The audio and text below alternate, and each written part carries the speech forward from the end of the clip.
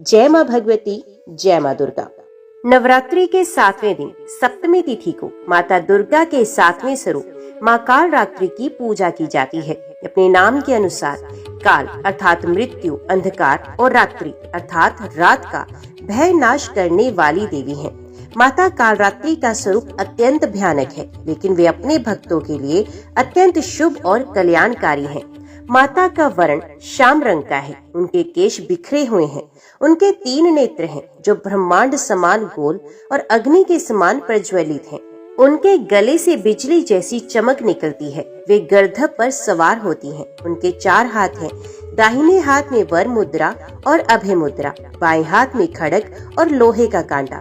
मां कालरात्रि को शुभकारी भी कहा जाता है। उनका भयंकर रूप देखकर दुष्ट कांप उठते हैं, लेकिन भक्तों को वे निर्भय करती हैं। वे अंधकार, जादू टोना, भूत प्रेत और दुष्ट शक्तियों का नाश करती हैं। इनकी पूजा से साधक को साहस, शक्ति और सुरक्षा प्राप्त होती है। बहुत समय पहले जब धरती पर आज की तरह बिजली की रोशनी नहीं फैली थी, जब अंधेरी रातें सचमुच रहस्य और भय से भरी होती थी, तब लोग अपने जीवन को प्रकृति और देवी देवताओं की कृपा पर ही निर्भर मानते थे। पहाड़ों से घिरा, नदियों से सिंचित और घने जंगलों के बीच बसा एक गांव था जिसका नाम था कौशलपुर। कौशलपुर भले ही छोटा था, लेकिन यहाँ के लोग बड़े दिल वाले, मेहनती और धार्मिक थे। वे दिन भर खेती बाड़ी करते, शाम होते ही ढोलक और मंजीरे की ताल पर भजन गाते और हर त्योहार को पूरे उत्साह से मनाते। किंतु एक बात गांव वालों के दिल में हमेशा खटकती थी। जैसे ही सूरज ढलता, अंधकार का एक अजीब सा बोझ पूरे गांव पर उतर आता। रात होते ही पशु चौंकने लगते, बच्चे डरकर माँ की गोद में सिमट जाते और बड़ों के चेहरों पर चिंता की लकीरें खिंच जाती। जंगल से अक्सर ऐसी आवाजें आती जिन्हें सुनकर लोग कह उठते, ये सामान्य नहीं, यह किसी अदृश्य शक्ति का खेल है। कौशलपुर के बुजुर्ग कहते थे कि यह क्षेत्र कभी एक महान साध्वी की तपोभूमि रहा है, जिन्होंने कठोर तप कर माता दुर्गा का आवाहन किया था। कहा जाता है कि जब उनके सामने घोर अंधकार का संकट आया, तो माता ने कालरात्रि रूप में प्रकट होकर सब बाधाओं का नाश किया। माता कालरात्रि का स्वरूप भले ही भयंकर प्रतीत होता हो, उनका रंग श्याम है। उनके केश बिखरे हुए हैं और उनके 3 नेत्र प्रज्वलित अग्नि के समान चमकते हैं, लेकिन वे अपने भक्तों के लिए करुणामयी माता है। वे ही भय का नाश करती हैं और वे ही अज्ञान का अंधकार मिटाती हैं। गांव में ये विश्वास पीढ़ी दर पीढ़ी चलता रहा कि जब भी संकट गहराए, जब भी अंधकार अपने चरम पर हो, तो केवल माता कालरात्रि ही रक्षा कर सकती हैं। कौशलपुर में करीब 100 परिवार रहते थे। सबके घर मिट्टी और खपरेल के बने थे। दिन भर लोग खेतों में हल चलाते, महिलाएं कुएं से पानी लाती, बच्चे तालाब में खेलते और शाम होते ही सब मिलकर चबूतरे पर एकत्रित हो जाते। गांव का केंद्र बिंदु था एक छोटा सा मंदिर। उसमें देवी की मूर्ति स्थापित थी, जिसे गांव के लोग माँ जगदम्बा कहते थे। मंदिर में दीपक जलता रहता और घंटियों की ध्वनि वातावरण को पवित्र कर लेती। लेकिन जैसे ही रात गहराती, मंदिर की घंटियां भी मानो थम जाती और गांव पर एक अजीब सा सन्नाटा छा जाता। गांव के लोग अक्सर कहते कि दिन में यह गांव स्वर्ग लगता है, लेकिन रात को लगता है जैसे किसी अंधकार में शक्ति का राज हो। एक वर्ष गांव में अजीब घटनाएं घटने लगी। पहले तो खेतों में खड़ी फसलें अचानक झुलसने लगी। फिर गांव के कुएं का पानी कड़वा हो गया। बच्चे बिना कारण बीमार पड़ने लगे। गांव के लोग घबराए। उन्होंने सोचा शायद ये किसी रोग का असर है, लेकिन जब वैद्य और मंत्र उच्चारण से भी कोई सुधार ना हुआ, तो लोग आपस में कहने लगे, यह किसी दुष्ट शक्ति का काम है, हमें देवी की शरण में जाना होगा। बुजुर्गों ने कहा, याद रखो, जब भय और अंधकार बढ़ता है, तब माता का कालरात्रि रूप ही रक्षा करता है। वही अंधकार से जन्म लेती है और अंधकार का नाश करती है। गांव वालों ने निश्चय किया कि वे सब मिलकर एक जागरण करेंगे।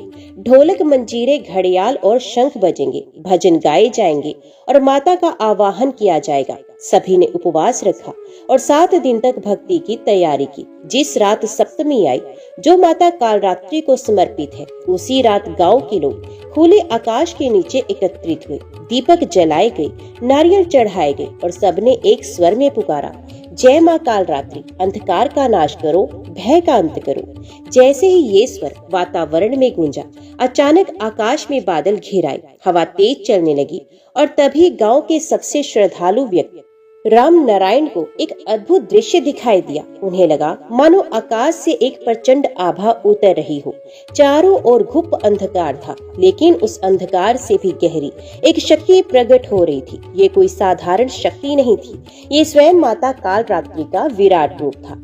कौशलपुर गांव की कठिनाइयां धीरे धीरे विकराल रूप लेने लगी। पहले जो घटनाएं केवल संयोग लगती थी, अब वे किसी दुष्ट शक्ति के व्यवस्थित आक्रमण जैसी प्रतीत होने लगी। फसलों का नष्ट होना अब आम हो गया था। किसान दिन रात मेहनत करके खेतों में बीज बोते, परंतु जैसे ही पौधे अंकुरित होते, रातों रात कोई अदृश्य ताकत उन पर कहर बरपाती।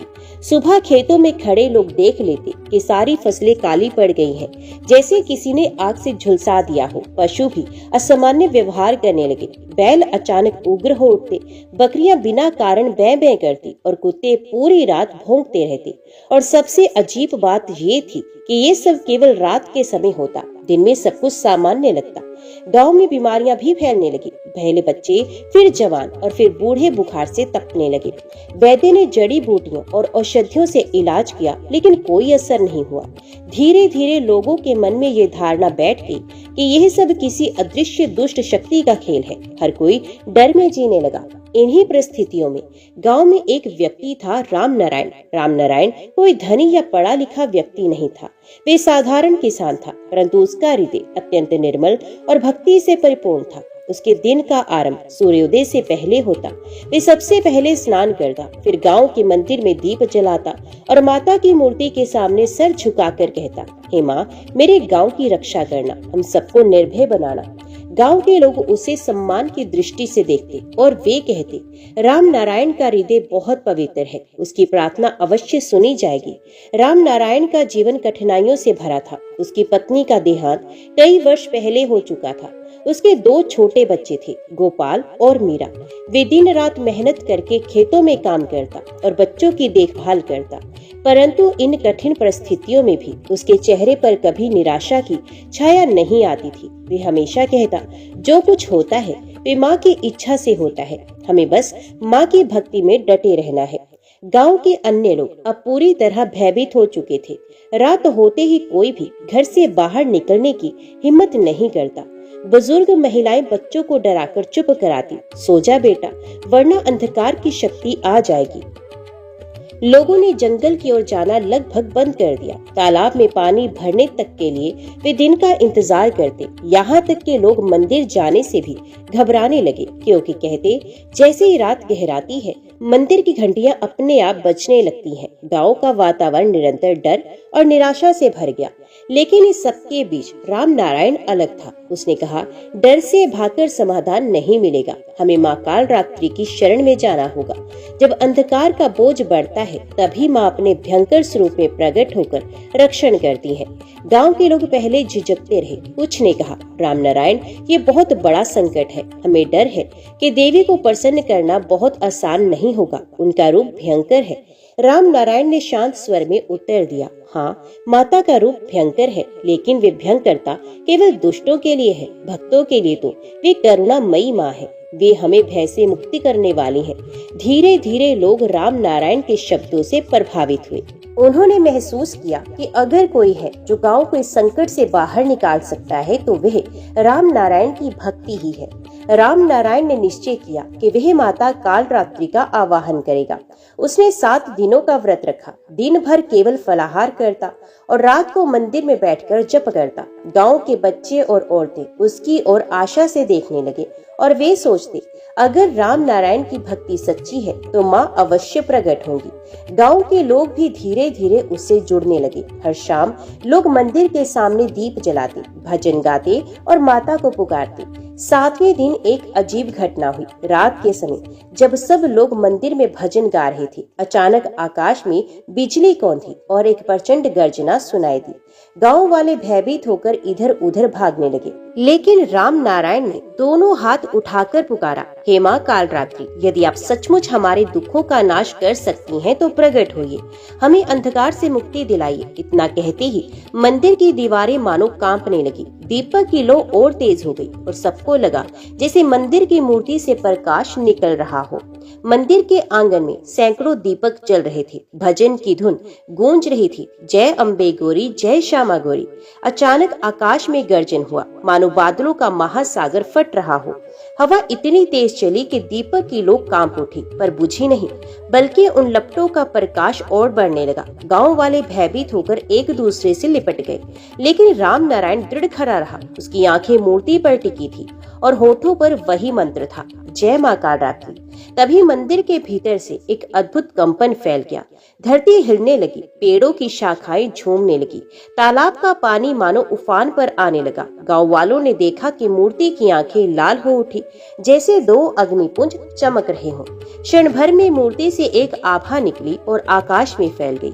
धीरे धीरे उस आभा ने एक विराट रूप धारण किया। उनका शरीर श्यामवर्णी था, गगन जितना विशाल, केश खुले और बिखरे हुए थे, मानो रात्रि का अंधकार स्वयं लहराता हो। तीन नेत्र अग्नि समान प्रज्वलित थे, गले में बिजली जैसी चमकती माला थी। एक हाथ में खड्ग, दूसरे में लोहे का कांटा, तीसरे में वर मुद्रा और चौथे में अभय मुद्रा।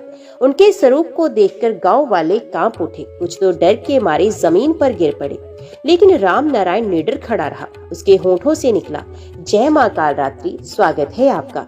माता की गगन भेदी आवाज गूंजी, हे मेरे बालक, तुमने निर्भय होकर मुझे पुकारा। ये तुम्हारी भक्ति ही है जिसने मुझे बाध्य किया है कि मैं इस भूमि पर प्रकट हूँ। भय मत करो, मैं तुम्हारी रक्षा करने आई हूँ। राम नारायण ने हाथ जोड़कर विनती की, माँ, हमारे गांव पर अंधकार का संकट छा गया है। फसलें नष्ट हो रही हैं, पशु पक्षी विचलित हैं, लोग बीमार पड़ रहे हैं। हमें कुछ समझ नहीं आता कि ये विपत्ति क्यों आई है। केवल आप ही इसका अंत कर सकती हैं। माता ने गंभीर स्वर में कहा, ये भूमि कभी पवित्र थी, परंतु समय के साथ लोगों ने पाप करना शुरू किया। लोभ, झूठ और छल बढ़ गया, इसलिए अंधकार की शक्तियों ने यहाँ अपना डेरा जमा लिया। लेकिन भय मत करो, मैं अंधकार से जन्मी हूँ और अंधकार का ही विनाश करती हूँ। गांव वाले जो पहले माता के स्वरूप से भयभीत थे, अब धीरे धीरे उनके शब्दों में करुणा महसूस करने लगे। उन्होंने देखा कि माता की आंखों में दया झलक रही है। उनका भयंकर रूप केवल दुष्टों के लिए था, भक्तों के लिए नहीं। लोगों ने जमीन पर सर झुका दिया और पुकारा, हे मां, हमें भय मुक्त करो, हमसे बहुत बड़ी भूल हुई, हमें धर्म का मार्ग दिखाइए। माता कालरात्रि ने कहा, स्मरण रखो, भय केवल अज्ञान से जन्म लेता है। जब तुम सत्य और धर्म का पालन करते हो, तब अंधकार तुम्हें छू भी नहीं सकता। मैं तुम्हें आशीष देती हूँ कि यदि तुम सच्चाई और भक्ति में अडिग रहोगे, तो कोई दुष्ट शक्ति तुम्हें डरा नहीं पाएगी। परंतु ध्यान रहे, ये संकट अभी समाप्त नहीं हुआ। अंधकार की जड़ गहरी है, इसके लिए एक संग्राम होगा, तुम्हें साहस रखना होगा। राम नारायण ने प्रणाम करते हुए कहा, माँ, मैं और मेरा गांव आपके आदेश पर अडिग रहेंगे, हमें बस आपकी छत्र छाया चाहिए। माता ने अपने हाथ को आशीर्वाद की मुद्रा में उठाया। उसी क्षण मंदिर का वातावरण दिव्य प्रकाश से भर गया। दीपक की लौ आकाश तक उड़ती प्रतीत हुई। माता के आशीर्वाद के साथ ही गांव में तुरंत परिवर्तन दिखने लगा। कुएं का पानी जो कड़वा हो गया था, अब मीठा और शुद्ध हो गया। बीमार बच्चे अचानक स्वस्थ होकर खेलने लगे, पशु शांत हो गए और उनके चेहरे पर सहजता लौट आई। खेतों में जली हुई फसलें हरी होने लगी। गांव वाले विस्मित रह गए। उन्हें समझ आ गया कि अब उनका उद्धार निश्चित है। माता कालरात्रि के प्रकट होने और उनके आशीर्वाद से गांव में थोड़ी शांति लौटी थी। लोग फिर से काम पर जाने लगे थे। बच्चों की हंसी खुशी लौट आई थी और खेतों में हरियाली दिखने लगी थी। लेकिन अंधकार की जड़ें इतनी आसानी से उखड़ने वाली नहीं थी। जंगल के भीतर जहाँ लोग जाने से डरते थे, वहाँ एक प्राचीन गुफा थी। उस गुफा में वर्षों से एक दुष्ट शक्ति वास कर रही थी। उस शक्ति का नाम था अंधकरासुर। विराट का पुत्र कहलाता था। उसके बारे में मान्यता थी थी कि जैसे ही कोई भूमि धर्म से दूर होती है उसका वर्चस्व बढ़ जाता है। गुफा के भीतर अंधकरासुर ने अपनी दानवी सभा बुलाई। उसके अनुचरों में भयानक राक्षस, निशाचर और आत्माएं थी। वे सब चिल्ला रहे थे, स्वामी, ये गांव हमारे अधीन होना चाहिए। लोगों ने हमें भोग और बलि चढ़ाई, इसलिए हम मजबूत हुए। लेकिन अब एक शक्ति ने हस्तक्षेप किया है। अंधकरासुर ने लाल आंखें फैलाकर कहा, मुझे सब पता है। वे शक्ति कोई और नहीं, स्वयं कालरात्रि है। वे भयंकर देवी जो अंधकार से जन्मी है और अंधकार का ही नाश करती हैं। लेकिन याद रखो, ये भूमि अब हमारी है।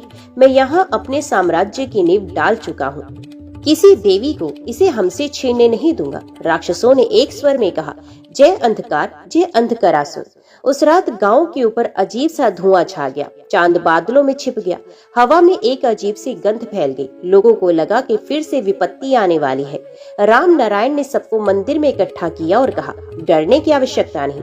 माँ ने हमें पहले ही चेतावनी दी थी कि अंधकार की जड़ गहरी है। हमें उनके नाम का जप करना है और निर्भय रहना है। गांव वाले एक स्वर में मंत्र बोलने लगे, ओम देवी कालरात्रि नमः।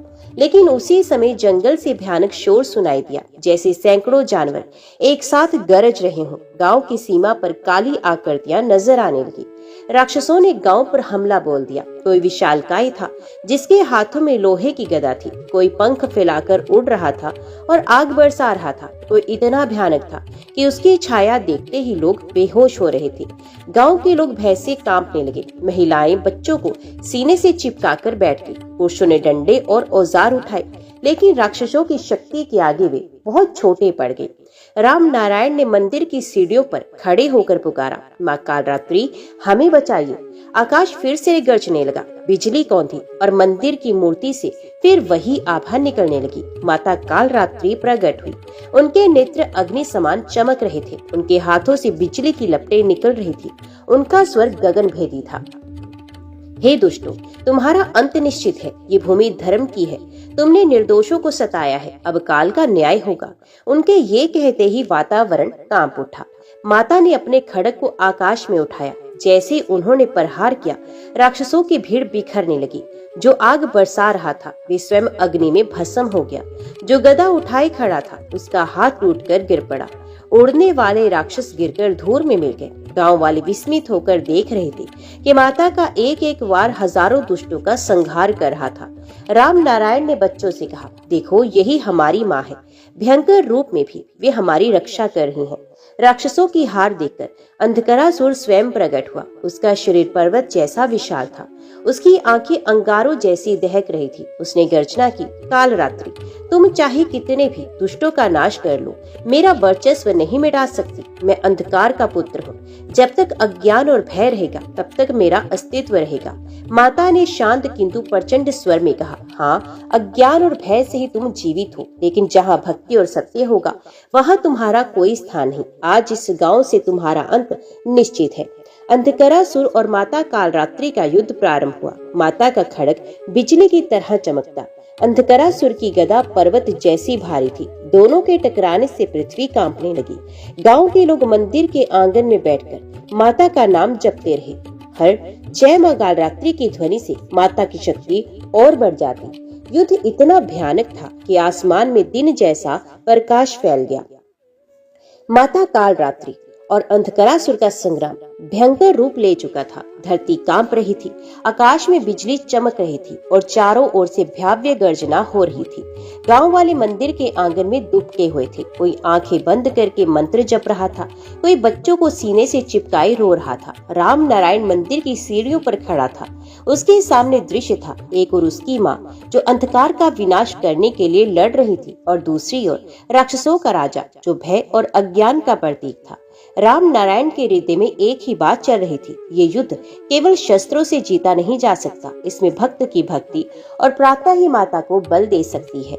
राम नारायण ने आंखें बंद की और गहरी सांस ली। वे भीषण युद्ध के शोर को अनसुना करके माता के चरणों का ध्यान करने लगा। उसने प्रण किया, माँ, जब तक इस गांव से अंधकार मिट नहीं जाता, मैं एक क्षण भी विश्राम नहीं करूंगा। मैं प्राणों की परवाह किए बिना आपकी साधना करूंगा। यदि मेरी भक्ति सच्ची है तो वह आपकी शक्ति शक्ति को सहारा देगी। राम नारायण ने गांव वालों को एकत्रित किया और उसने कहा, भाइयों और बहनों, ये संग्राम केवल माता का नहीं, हमारा भी है। यदि हम सब मिलकर प्रार्थना करेंगे तो हमारी सामूहिक भक्ति से माँ की शक्ति बढ़ेगी। आओ हम सब मिलकर यज्ञ करें, मंत्र जपें और भजन गाएं। गांव के लोग पहले भयभीत थे, लेकिन राम नारायण के शब्दों में इतनी दृढ़ता थी कि सब तैयार हो गई। औरतों ने अपने आभूषण और धान के दाने दान किए, बच्चों ने फूल इकट्ठा किए, पुरुषों ने लकड़ियां और घी जुटाया। मंदिर के आंगन में एक विशाल अग्नि कुंड सजाया गया। सबने मिलकर उसमें आहुति डाली और एक स्वर में मंत्र गूंज उठा, ओम एम हीम क्लीम चामुंडाय विच्चे। जैसे जैसे लोग मंत्र जपते रहे, अग्नि की लपटें और ऊंची उठने लगी।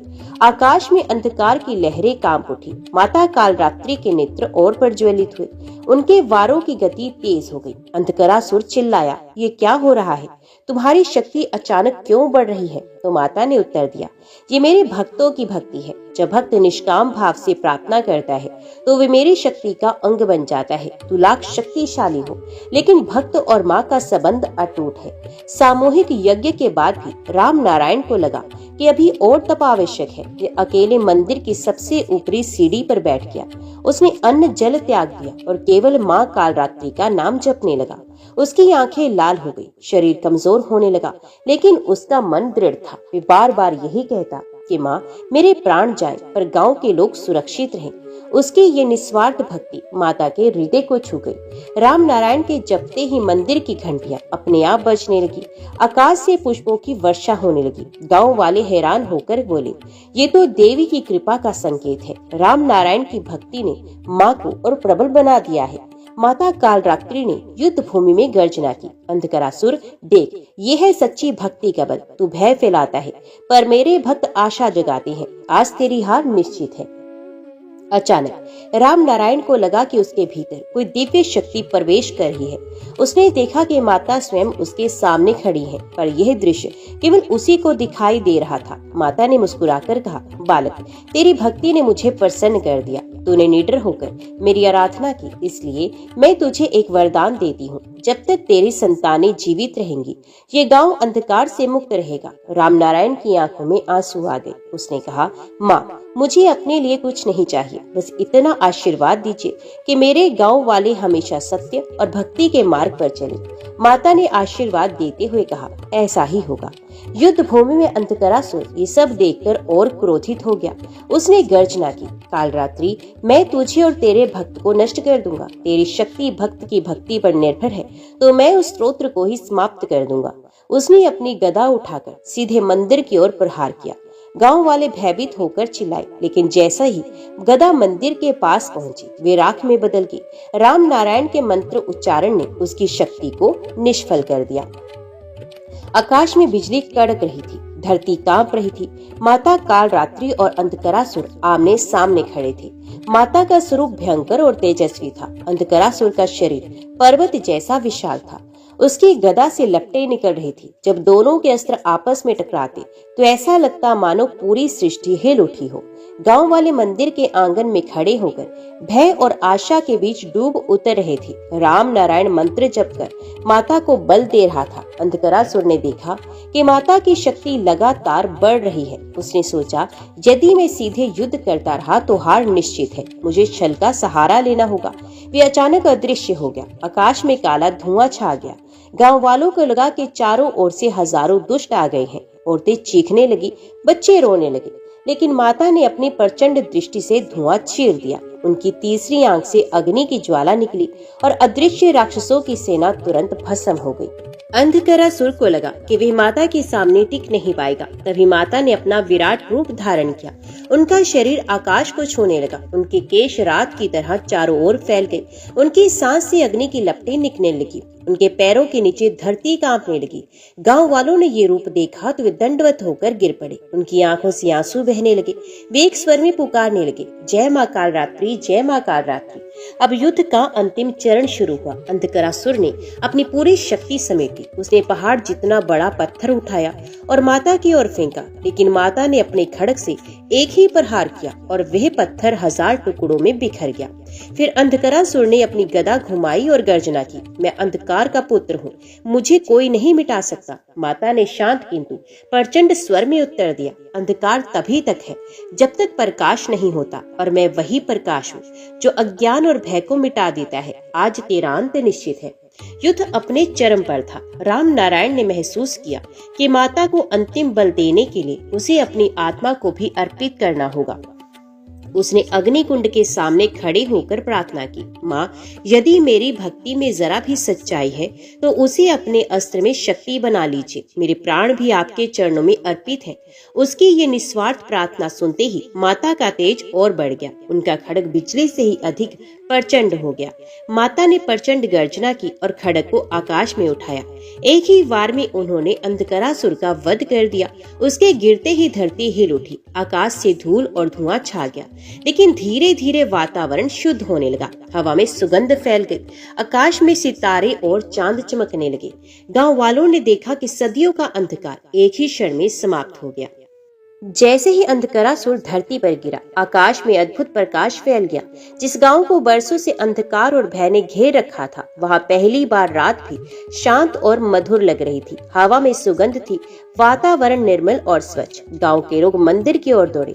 सबके चेहरों पर आंसू थे, लेकिन वे आंसू दुख के नहीं बल्कि आनंद और कृतज्ञता के थे। वे एक स्वर में गा उठे, जय माँ कालरात्रि, जय माँ कालरात्रि।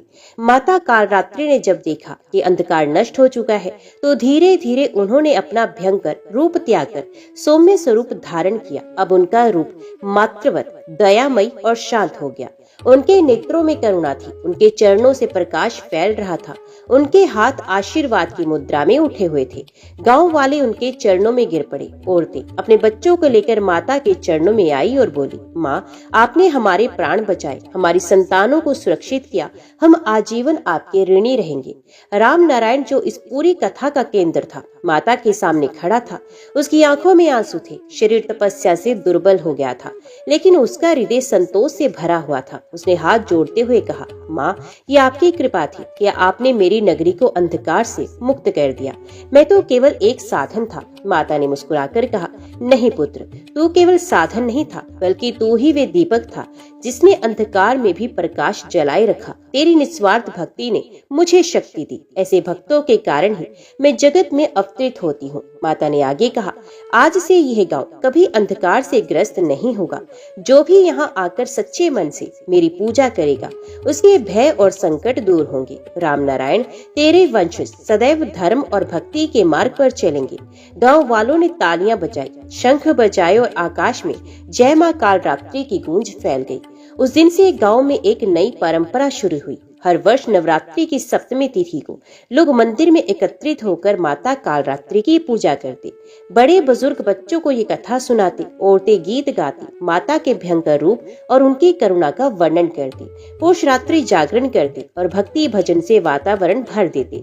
धीरे धीरे ये कथा आसपास के गाँव में भी फैल गई। लोग कहने लगे, जहाँ कालरात्रि का स्मरण होगा वहाँ अंधकार कभी टिक नहीं पाएगा। इस लोक कथा का संदेश सीधा और गहरा है। अंधकार चाहे कितना भी प्रबल क्यों ना हो, सच्ची भक्ति और सत्य का प्रकाश उसे मिटा ही देता है। देवी कालरात्रि का भयंकर रूप हमें ये याद दिलाता है कि कभी कभी विनाश ही सृजन का मार्ग बनता है। और सबसे महत्वपूर्ण, भक्त और माँ का संबंध अटूट होता है। जब भक्त निस्वार्थ होकर प्रार्थना करता है तो देवता स्वयं उसकी रक्षा के लिए प्रकट होते हैं। जय माँ भगवती, जय माँ दुर्गा। कैलाश पर्वत, चारों ओर दिव्य हिम शिखर, मंदाकिनी नदी का मधुर प्रवाह, श्वेत पुष्पों की सुगंध वातावरण को पवित्र बना रही है। भगवान भोलेनाथ ध्यान मगन विराजमान है। माता पार्वती उनके समीप सौम्य मुस्कान के साथ बैठी हैं। उसी समय नारद जी वीणा बजाते हुए कैलाश पर पहुंचते हैं। नारद जी ने हाथ जोड़कर कहा, ओम नमः शिवाय। प्रभु, मैं आपका भक्त नारद आपके चरणों में प्रणाम करता हूँ। अश्विन मास आ गया है। जगत के कोने कोने में भक्तजन माता दुर्गा के नवरात्र का उत्सव मनाते हैं, किंतु मेरे मन में एक प्रश्न उठ रहा है, नवरात्र का वास्तविक महत्व क्या है और माता पार्वती के 9 रूपों की गूढ़ कथा क्या है? कृपया कर मुझे ये रहस्य बताइए। भगवान भोलेनाथ ने मंद मुस्कान के साथ कहा, हे देवऋषि, तुम्हारा प्रश्न बड़ा उत्तम है। अश्विन मास नवरात्रि का पर्व भक्तों को आत्म बल और परम सिद्धि प्रदान करता है। इस काल में देवी के 9 स्वरूपों की उपासना करने से मनुष्य पाप और दुख से मुक्त होकर परम आनंद को प्राप्त करता है। आज मैं तुम्हें माता पार्वती के उन 9 रूपों की अद्भुत कथा सुनाऊंगा, जिन्हें तुम नवदुर्गा कहते हो। ध्यान से सुनो और इसे सब लोगों में प्रचारित करो। भोलेनाथ ने कहा, हे नारद, प्रथम दिन भक्तजन मेरी अर्धांगिनी माता पार्वती के शैलपुत्री स्वरूप की आराधना करते हैं। एक समय की बात है, पर्वतराज हिमालय की पत्नी मैना ने कठोर तप किया। उनका हृदय इच्छा करता था कि स्वयं महाशक्ति उनके घर पुत्री रूप में अवतरित हो। अनेक वर्षों की साधना के पश्चात माता ने वरदान दिया कि हे मैना, मैं तुम्हारे गर्भ से उत्पन्न होकर जगत का कल्याण करूंगी। समय आने पर माता ने एक दिव्य कन्या को जन्म दिया। उसके अंग पर्वतों की भांति दृढ़ थे, मुखमंडल चंद्रमा के समान शीतल और नेत्र कमल के समान कोमल। वे बालिका पर्वतराज की पुत्री थी, इसलिए उसका नाम पड़ा शैलपुत्री। जब वे बालिका पर्वतों के बीच खेलती तो वनस्पतियां हरी भरी हो जाती, नदियां स्वच्छ जल से लबालब भर जाती। देवगण उसे देखकर नतमस्तक हो जाते। नारद जी ने आश्चर्य से कहा, भगवान, क्या यही शैलपुत्री आगे चलकर माता पार्वती कहलाएंगी? भोलेनाथ ने मुस्कुराकर कहा, हाँ देवऋषि, यही शैलपुत्री कालांतर में तपस्या करके मुझे पति रूप में प्राप्त करती हैं। किंतु उनके बाल्यक काल से ही असुरों का विनाश आरंभ हो गया। उसी समय ताम्र नामक एक असुर ने पृथ्वी पर आतंक फैलाया। वे पर्वतों को काटता, नदियों को सुखाता और ऋषियों के यज्ञों को भंग कर देता। जब शैलपुत्री ने देखा कि साधु संत कष्ट पा रहे हैं, तो उन्होंने एक दिव्य रूप धारण किया। उनका स्वरूप अत्यंत मनोहर था। हाथ में त्रिशूल, माथे पर चंद्र और वाहन वृषभ। उन्होंने गर्जना की, हे अधम असुर, मैं पर्वतराज की कन्या शैलपुत्री हूँ। धर्म और साधना का अपमान करने वाले, तेरा अंत निकट है। युद्ध छिड़ गया। असुर ने पर्वतों से विशाल शिलाएं उठाकर फेंकी, किंतु शैलपुत्री के त्रिशूल की एक ही प्रहार से वे धूल में मिल गई। अंततः उन्होंने उस असुर का वध किया और ऋषियों को भय मुक्त किया। युद्ध के बाद माता ने भक्तों से कहा, हे साधको, मनुष्य का जीवन भी एक पर्वत के समान कठिनाइयों से भरा होता है। जैसे मैंने असुरों का नाश किया, वैसे ही तुम अपने भीतर के अज्ञान और पाप का विनाश करो। नवरात्रि के प्रथम दिन यदि कोई श्रद्धा पूर्वक मेरी पूजा करता है, तो उसे अडिग स्थिरता और मानसिक बल प्राप्त होता है। नारद जी विनम्र स्वर में कहते हैं, प्रभु, अद्भुत कथा है। केवल सुनने से ही मेरा हृदय आनंद और शांति से भर गया। भोलेनाथ ने कहा, देवऋषि, ये तो केवल आरंभ है। अब अगले दिन की देवी ब्रह्मचारिणी की कथा सुनो, जो तप और त्याग की प्रतिमूर्ति है। कैलाश पर्वत पर भगवान भोलेनाथ कथा सुना रहे हैं। नारद जी उनके चरणों के समीप ध्यान पूर्वक बैठे हैं। हिमालय की गुफाओं से मंद मंद ध्वनि गूंज रही है और भोलेनाथ जी कहते हैं कि हे देवऋषि नारद, नवरात्रि के दूसरे दिन भक्त मेरी अर्धांगिनी माता के ब्रह्मचारिणी रूप की पूजा करते हैं। यह रूप त्याग, तप और साधना का प्रतीक है। अब सुनो उनकी कथा। शैलपुत्री के रूप में जन्म लेकर जब देवी युवा हो गई, तब उनका हृदय केवल एक ही लक्ष्य पर स्थिर था, मैं शिव को ही पति रूप में प्राप्त करूंगी। हे नारद, उस समय मैंने भी योगी जीवन धारण कर लिया था। मेरा वेश भस्म से लिपटा, गले में सर्प, मस्तक पर चंद्रमा और गज चरम वस्त्र। साधारण लोग मुझे देखकर भयभीत हो जाते थे। देवताओं ने हिमालय को समझाया कि ऐसी वर वधु का संयोग असंभव है, किंतु कन्या पार्वती का संकल्प अडिग था। भोलेनाथ गंभीर स्वर में बोले, पार्वती ने ब्रह्मचारिणी का व्रत लिया। वे कठोर तप करने लगी। हजारों वर्ष उन्होंने केवल फलाहार किया, फिर अनेक वर्ष तक केवल कंदमूल पर जीवन यापन किया। अंततः वे निर्जल और निराहार रहकर तप करती रही। उनका शरीर तप से कृश हो गया, किंतु उनका मन और तेज दिव्य प्रकाश से दमक रहा था। वे दिन रात शिव नाम का जप करती, ओम नमः शिवाय, ओम नमः शिवाय। ऋषि मुनि उनके पास आकर कहती कि हे कन्या, तुम इतनी कठोर साधना क्यों कर रही हो? ये शरीर दुर्बल हो जाएगा। तो पार्वती मुस्कुराकर उत्तर देती, हे मुनिवर, तपस्या ही मेरा आभूषण है। मैं इस तप से ही अपने आराध्य शिव को प्रसन्न करूंगी। यही मेरी साधना, यही मेरा धर्म है। भोलेनाथ आगे कहते हैं कि हे नारद, जब देवताओं ने देखा कि पार्वती ऐसी ब्रह्मचारिणी होकर कठोर साधना कर रही हैं, तो वे सब चकित रह गए। उनके तप से तीनों लोकों में ऊर्जा फैलने लगी। ऋषि कहते, ऐसा तप तो पूर्व काल में भी दुर्लभ है। माता ने सबको सिखाया कि ब्रह्मचर्य और तप के द्वारा ही आत्म बल प्राप्त होता है। यह रूप मनुष्य को साधना की शक्ति और लक्ष्य की ओर अटल रहने का मार्ग दिखाता है। भोलेनाथ मुस्कुराकर कहते हैं, अंततः मैं स्वयं उनके तप से प्रसन्न हुआ। मैंने उन्हें दर्शन दिया और कहा, हे देवी, तुम्हारा तप अद्वितीय है। तुमने कठोर साधना से ये सिद्ध किया कि श्रद्धा और संयम से असंभव भी संभव हो सकता है। मैं तुम्हें अपनी अर्धांगिनी रूप में स्वीकार करूंगा। यही वे समय था जब पार्वती ब्रह्मचारिणी के नाम से प्रसिद्ध हुई। भोलेनाथ नारद जी को संबोधित करते हुए कहते हैं, हे देवऋषि, नवरात्रि के दूसरे दिन जो भक्त श्रद्धा से ब्रह्मचारिणी की पूजा करता है, उसे अदम्य धैर्य और अपार तप शक्ति की प्राप्ति होती है। उसके जीवन में कभी विचलन नहीं आता। साधना का मार्ग उसके लिए सहज हो जाता है। इस रूप की साधना से मनुष्य को सत्य की ओर चलने की प्रेरणा मिलती है। वे मोह और आलस्य से मुक्त हो जाता है। नारद जी हर्षित होकर कहते हैं, प्रभु, अद्भुत है माता का ब्रह्मचारिणी स्वरूप। आज समझा कि साधना और तप के बिना परम लक्ष्य की प्राप्ति संभव नहीं। भोलेनाथ गंभीर और सौम्य स्वर में कहते हैं कि हे नारद, यही कारण है कि दूसरे दिन की उपासना विशेष फलदायी है।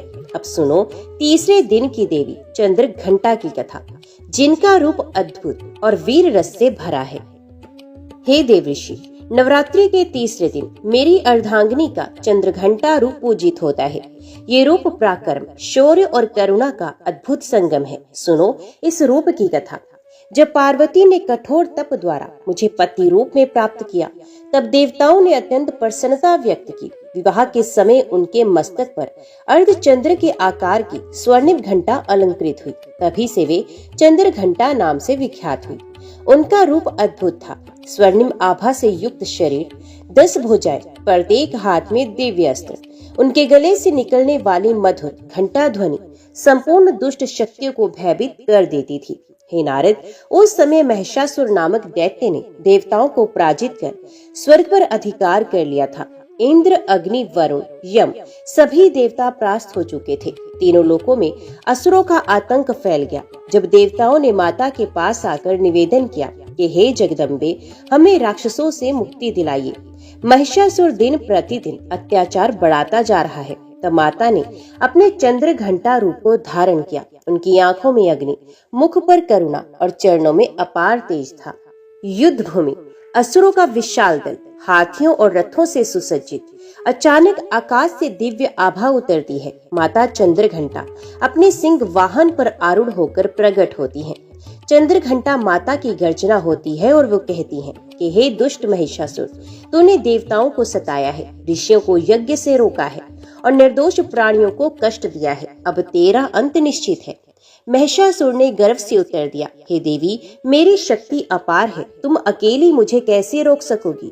तभी माता ने अपने गले की घंटा बजाई। उसकी ध्वनि इतनी प्रचंड थी कि असुरों के हृदय कांप उठे। उनके हाथों से शस्त्र छूट गए। युद्ध आरंभ हुआ। माता ने त्रिशूल, तलवार, गदा और धनुष बाण से असुरों का संहार किया। हर बार जब उनकी घंटी बजती तो असुरों का मनोबल टूट जाता। कई दिन तक युद्ध चलता रहा। अंततः महिषासुर का माया महेश रूप भी माता की शक्ति के सामने टिक न सका। सिंह वाहिनी चंद्र घंटा ने उसे परास्त कर देवताओं को पुनः स्वर्ग पर दान किया। युद्ध के बाद माता ने भक्तों को आशीर्वाद दिया, जो मनुष्य नवरात्रि के तीसरे दिन मेरे चंद्र घंटा रूप की पूजा करता है, उसका जीवन साहस, शौर्य और शांति से परिपूर्ण होता है। उसकी घंटा ध्वनि की भांति उसके भीतर भी धर्म की ध्वनि गूंजती रहती है। नारद जी भाव विभोर होकर कहते हैं कि हे प्रभु, कितना अद्भुत और वीरता से भरा रूप है माता चंद्र घंटा का। ऐसा प्रतीत होता है मानो मैं स्वयं उस युद्ध को देख रहा हूँ। भोलेनाथ मंद हंसी के साथ कहते हैं कि देवऋषि, यही माता की महिमा है। भक्त उन्हें स्मरण करके ही निर्भय हो जाता है। अब तैयार हो जाओ चौथे दिन की देवी कुष्मांडा की कथा सुनने के लिए, जो सृष्टि की आदि शक्ति कहलाती हैं। हे देवऋषि नारद, नवरात्रि के चौथे दिन मेरी अर्धांगिनी का कुष्मांडा रूप पूजित होता है। ये रूप सृष्टि की आदि शक्ति का प्रतीक है। अब ध्यान से सुनो इस दिव्य कथा को। जब सृष्टि का आरंभ नहीं हुआ था, तब चारों ओर केवल अंधकार और शून्य ही था। न आकाश था, न पृथ्वी, न सूर्य, न चंद्र, केवल निस्तब्ध शून्यता छाई हुई थी। तभी एक दिव्य प्रकाश प्रकट हुआ। वे प्रकाश मेरी अर्धांगिनी का था, स्वयं आदि शक्ति।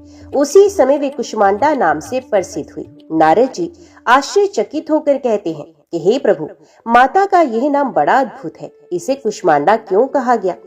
भोलेनाथ मंद हंसी के साथ कहते हैं, क्योंकि उन्होंने केवल अपनी मुस्कान से कुष्मांड अर्थात ब्रह्मांड की रचना कर दी।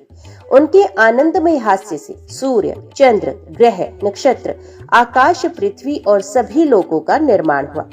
हे नारद, जब माता ने मधुर स्मित किया तो उनके तेज से सूर्य के सहस्रों रूप प्रकट हुए। उन्होंने अष्टभुजाधारी स्वरूप धारण किया। उनके 8 हाथों में अमृत कलश, कमंडलू, धनुष बाण, कमल, चक्र और गदा सुशोभित थे।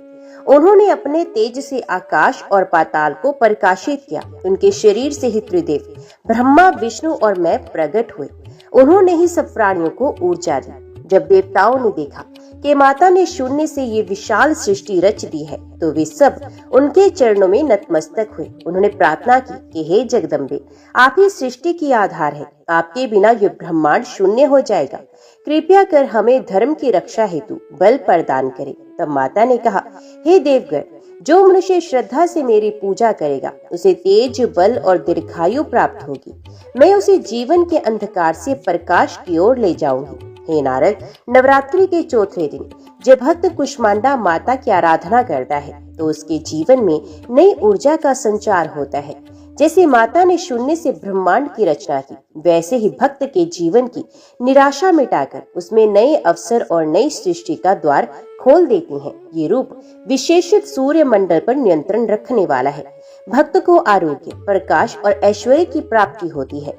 नारद जी भक्ति से पुलकित होकर कहते हैं कि हे प्रभु, ये तो अद्भुत है। केवल माता की एक मुस्कान से संपूर्ण ब्रह्मांड की रचना। ये रूप तो अकथनीय और अनवर्चनीय है। भोलेनाथ गंभीर और सौम्य स्वर में कहते हैं कि हाँ देवऋषि, यही कारण है कि कुष्मांडा रूप को सृष्टि की आदि शक्ति कहा जाता है।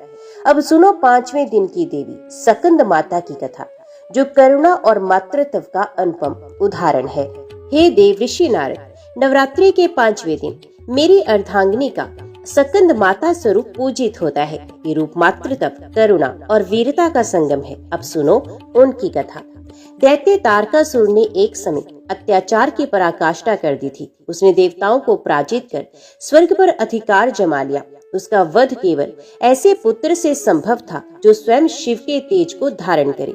हे नारद, उसी समय मैंने और पार्वती ने अपने दिव्य तेज को संचित किया। यह तेज अग्नि देव के द्वारा गंगा के जल में प्रवाहित हुआ। उसी तेज से एक दिव्य बालक प्रकट हुआ। वह बालक अद्भुत तेजस्वी था, जिसके 6 मुख और 12 भुजाएं थी। वही आगे चलकर कार्तिकेय या सकंद कहलाई। जब वे बालक माता पार्वती की गोद में आया, तब उनका हृदय करुणा और वात्सल्य से भर गया। उन्होंने उसे अपने हृदय से लगा लिया। बालक के मुखमंडल से तेज चमक रहा था और माता के स्नेह से उसका जीवन धन्य हो गया। तभी से माता पार्वती सकंद माता नाम से प्रसिद्ध हुई। बालक कार्तिकेय जब युवा हुए तो उन्होंने देवताओं की सेना का नेतृत्व किया। सकंद माता ने अपने पुत्र को स्वयं शस्त्र प्रदान किए और कहा, हे पुत्र, धर्म की रक्षा करो, अधर्म का नाश करो, मैं सदैव तुम्हारे साथ हूँ। कार्तिकेय ने महायुद्ध किया। उनका नेतृत्व देखकर देवताओं का मनोबल बढ़ा। अंततः उन्होंने तारकासुर का वध कर स्वर्ग को पुनः देवताओं को दिलाया। इस विजय में माता सकंद माता का मातृत्व और आशीर्वाद ही कारण बना। हे नारद, सकंद माता का रूप दिव्य है। वे सिंह वाहिनी है। एक हाथ में कमल, दूसरे हाथ में अपने पुत्र सकंद को गोद में लिए हुए। उनके मुख पर शांति और करुणा का प्रकाश है। उनके दर्शन मात्र से भक्त के हृदय में मातृत्व और करुणा की भावना जागृत होती है। जो भक्त नवरात्रि के 5वें दिन सकंद माता की पूजा करता है, उसे संतान सुख, परिवार में शांति और उन्नति प्राप्त होती है। उसका जीवन मातृत्व की छाया से धन्य होता है। सकंद माता की उपासना से भक्त के सभी शत्रु दूर हो जाते हैं और वे धर्म मार्ग पर अडिग रहता है। नारद जी आंखों में भक्ति आंसू भरकर कहते हैं कि हे प्रभु, माता का यह रूप तो हृदय को स्पर्श करने वाला है। उनका वात्सल्य और करुणा अद्वितीय है। भोलेनाथ मंद मुस्कान के साथ कहते हैं कि हाँ देवऋषि, मातृत्व ही सबसे बड़ी शक्ति है। यही कारण है कि सकंद माता की उपासना से भक्त के जीवन में आनंद और शांति आती है। अब सुनो छठे दिन की देवी कात्यायनी की कथा, जो असुरों का संहार करने वाली वीरांगना है। नवरात्रि के छठे दिन मेरी अर्धांगिनी का कात्यायनी रूप पूजित होता है। यह रूप पराक्रम, धर्म रक्षा और असुर संहार का प्रतीक है। सुनो अब उनकी कथा। महिषासुर के वध के बाद भी कई असुर उत्पन्न हुए, जो निरंतर धरती और स्वर्ग को संकट में डालते रहे। उनमें से एक था शक्तिशाली असुर शुंभ और उसका भाई निशुंभ। इन दोनों ने कठोर तप करके ब्रह्मा जी से वरदान प्राप्त किया कि कोई देवता, गंधर्व, यक्ष या दानव उनका वध ना कर सके। वरदान पाकर वे अहंकारी हो गए और देवताओं को परास्त कर दिया। तीनों लोकों में अत्याचार फैल गया। जब ऋषि, मुनि और देवता अत्यंत व्याकुल हो गए तो वे मेरी अर्धांगिनी की शरण में पहुंचे। उन्होंने विनती की कि हे जगदम्बे, केवल आप ही हमें इन असुरों से मुक्ति दिला सकती हैं। तब माता ने ऋषि कात्यायन के आश्रम में अवतार लिया। ऋषि ने वर्षों तक तपस्या की थी कि देवी उनके घर पुत्री रूप में जन्म ले। उनकी तपस्या पूर्ण हुई और माता वहीं प्रकट हुई। इसी कारण वे कात्यायनी नाम से प्रसिद्ध हुई। माता का रूप अत्यंत तेजस्वी था। ये सिंह पर आरूढ़ थी, 4 भुजाओं में कमल, तलवार, त्रिशूल और वर मुद्रा धारण किए हुए। उनके नेत्र अग्नि के समान प्रज्वलित थे और उनके चरणों से करुणा प्रवाहित हो रही थी। जब शुंभ और निशुंभ ने सुना कि देवी प्रकट हुई हैं, तो उन्होंने अपने दूत भेजे। उन्होंने संदेश दिया कि हे देवी, आप अत्यंत सुंदर हैं। हमारे स्वामी शुंभ निशुंभ आपके सौंदर्य पर मोहित हैं। आप उनके पास चलकर उनकी पत्नी बन जाइए। तब माता कात्यायनी ने हंसकर उत्तर दिया, यदि वे मुझे बलपूर्वक पाना चाहते हैं तो पहले मेरे शौर्य को पराजित करें, युद्ध भूमि में आकर मुझे जीते। ये सुनकर असुर क्रोधित हो गए और विशाल सेना लेकर युद्ध भूमि में आ धमके। युद्ध प्रारंभ हुआ। असुरों की सेना असंख्य थी, परंतु देवी का पराक्रम अतुलनीय। उनके त्रिशूल के प्रहार से असुर धराशायी होने लगे। जब महादानव चंड और मुंड ने देवी पर आक्रमण किया तो उन्होंने अपने क्रोध से भयंकर रूप धारण किया। उसी रूप में वे चामुंडा कहलाई और चंड मुंड का वध कर दिया। अंततः देवी ने शुंभ और निशुंभ दोनों का संहार किया। उनकी मृत्यु के साथ ही तीनों लोग पुनः शांत हो गए। हे नारद, जो भक्त नवरात्रि के छठे दिन श्रद्धा से कात्यायनी की पूजा करता है, उसके सभी शत्रु नष्ट हो जाते हैं। उसे साहस, स्वास्थ्य और विजय प्राप्त होती है।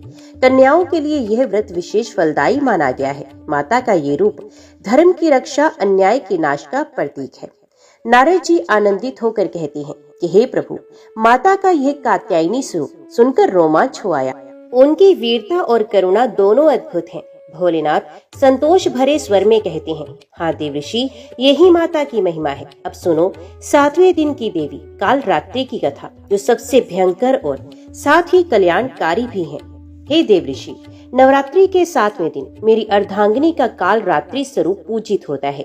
ये रूप भयंकर प्रतीत होता है, किंतु वास्तव में ये भक्तों के लिए कल्याणकारी और शुभ फल प्रदान करने वाला है। सुनो अब इनकी कथा। शुंभ निशुंभ के वध के बाद उनका सेनापति रक्तबीज युद्ध भूमि में आया। उसे ब्रह्मा जी से वरदान मिला था कि उसके रक्त की प्रत्येक बूंद से एक नया असुर उत्पन्न हो जाएगा। इस कारण जब भी देवता या देवी उसके देह को घायल करते, उसके रक्त की बूंदें भूमि पर गिरते ही असंख्य असुर प्रकट हो जाते। उसकी शक्ति बढ़ती ही जाती थी। देवताओं ने देखा कि रक्त बीज को कोई परास्त नहीं कर पा रहा। हर प्रहार के साथ उसकी सेना बढ़ती जा रही है। वे घबराकर माता की शरण में आए और प्रार्थना की, हे जगदम्बे, हमें इस संकट से मुक्ति दिलाइए। केवल आप ही हमें बचा सकती हैं। तो माता ने अपना भयंकर रूप धारण किया। उनके इस स्वरूप को काल रात्रि कहा गया। हे नारद, माता का रूप उस समय अत्यंत भयंकर था। उनका शरीर श्याम वर्ण था, बाल खुले हुए, नेत्र अग्नि के समान लाल। वे गधे पर आरूढ़ थी। 4 भुजाओं में वज्र, खड्ग और वर मुद्रा संकेत। उनका श्वास ज्वालामुखी के समान था। जब वे प्रकट हुई तो तीनों लोग कांप उठे। माता कालरात्रि ने युद्ध भूमि में प्रवेश किया। रक्त बीज ने उनका उपहास करते हुए कहा, देवी, चाहे जितना मुझे घायल करो, मेरी प्रत्येक रक्त बूंद से नया योद्धा खड़ा होगा तो मुझे कभी परास्त नहीं कर सकती। तब माता ने गर्जना की कि हे दुष्ट, तेरे अंत का समय आ गया है। उन्होंने अपना मुख विशाल किया और जब जब रक्त बीज का रक्त टपका, माता ने उसे चूस लिया। इस प्रकार कोई भी रक्त की बूंद भूमि पर ना गिर पाई। धीरे धीरे रक्त बीज की शक्ति क्षीण होने लगी और अंततः माता ने उसे अपने त्रिशूल से भेद कर उसका संहार कर दिया। हे नारद, माता कालरात्रि का रूप यद्यपि भयंकर है, परंतु उनके आशीर्वाद से भक्त का समस्त भय दूर हो जाता है। नवरात्रि के 7वें दिन जो उनकी पूजा करता है, वे रोग, शोक और संकट से मुक्त होकर निर्भय जीवन जीता है। उसके जीवन में शुभता और कल्याण का वास होता है। नारद जी कंपित स्वर में आंखें बंद कर कहते हैं, प्रभु, माता का ये भयानक स्वरूप सुनकर रोमांच हो रहा है, परंतु साथ ही ये भी अनुभव हो रहा है कि इस रूप में भी वे भक्तों के लिए कल्याणकारी ही है। भोलेनाथ गंभीर और शांत स्वर में कहते हैं, हाँ देव ऋषि, माता कालरात्रि का स्वरूप हमें ये सिखाता है कि कभी कभी भयंकरता के पीछे भी कल्याण छिपा होता है। अब सुनो 8वें दिन की देवी महागौरी की कथा, जिनका रूप सौम्य, श्वेत और अत्यंत शांतिदायक है। हे देव ऋषि, नवरात्रि के 8वें दिन मेरी अर्धांगिनी का महागौरी रूप पूजित होता है। ये रूप निर्मलता, करुणा और पवित्रता का प्रतीक है। अब सुनो उनकी कथा। जब पार्वती ने मुझे पति रूप में पाने के लिए घोर तप किया था, तब उनका शरीर कठोर साधना से कृशकाय और काला हो गया। वर्षों तक वनों में रहकर सूर्य की तपन और वर्षा को सहते हुए उन्होंने जो तपस्या की, उससे उनका रूप अत्यंत मलिन हो गया था। हे नारद, जब मैंने उनकी इस तपस्या को स्वीकार किया और उन्हें अर्धांगिनी बनाया, तब गंगा जी के पवित्र जल ने उनके शरीर को स्पर्श किया। उसी क्षण उनका वर्ण चंद्रमा के समान उज्जवल और श्वेत हो गया। तभी वे महागौरी नाम से प्रसिद्ध हुई। माता महागौरी का रूप अत्यंत मनोहर है। वे श्वेत वस्त्रों में सुसज्जित हैं। उनके 4 हाथ हैं, एक हाथ में त्रिशूल, दूसरे में डमरू, तीसरे हाथ से वे वरदान देती हैं और चौथे से अभय मुद्रा। वे वृषभ पर आरूढ़ हैं। उनके मुखमंडल से दिव्य शांति और करुणा की ज्योति प्रस्फुटित होती है। उनके दर्शन से पाप नष्ट हो जाते हैं और हृदय में निर्मलता भर जाती है। हे नारद, नवरात्रि के 8वें दिन जो भक्त श्रद्धा से महागौरी की पूजा करता है, उसके जीवन की सारी मलिनता दूर हो जाती है, उसके पाप क्षीण हो जाते हैं और उसे आत्मबल तथा शांति प्राप्त होती है। महागौरी की उपासना से दाम्पत्य सुख मिलता है, संतान सुख मिलता है और परिवार में सौभाग्य का वास होता है। वे भक्तों के सभी दुखों का अंत करती हैं और उनके जीवन में नया प्रकाश भर देती हैं। माता महागौरी हमें ये सिखाती हैं कि जीवन कितना भी कठिन क्यों ना हो, यदि हम धैर्य और श्रद्धा से साधना करें तो अंततः पवित्रता और सफलता प्राप्त होती है। कठोर तप के बाद ही निर्मलता और ज्ञान का उज्जवल रूप सामने आता है। नारद जी भाव विभोर होकर कहते हैं कि प्रभु, माता महागौरी का यह रूप तो हृदय को शांति से भर देता है। जैसे चंद्रमा की शीतलता से मन प्रसन्न हो जाता है, वैसे ही उनके स्मरण से आत्मा निर्मल हो जाती है। भोलेनाथ मुस्कुराते हुए कहते हैं, सही कहा देव ऋषि, यही माता की महिमा है। अब सुनो नवरात्रि के 9वें दिन की देवी सिद्धिदात्री की कथा, जो सभी सिद्धियों की प्रदात्री हैं और भक्तों को परम कल्याण देती हैं। नारद, नवरात्रि का 9वां और अंतिम दिन मेरी अर्धांगिनी के सिद्धिदात्री रूप की उपासना के लिए है। वे समस्त सिद्धियों और शक्तियों की प्रदात्री हैं।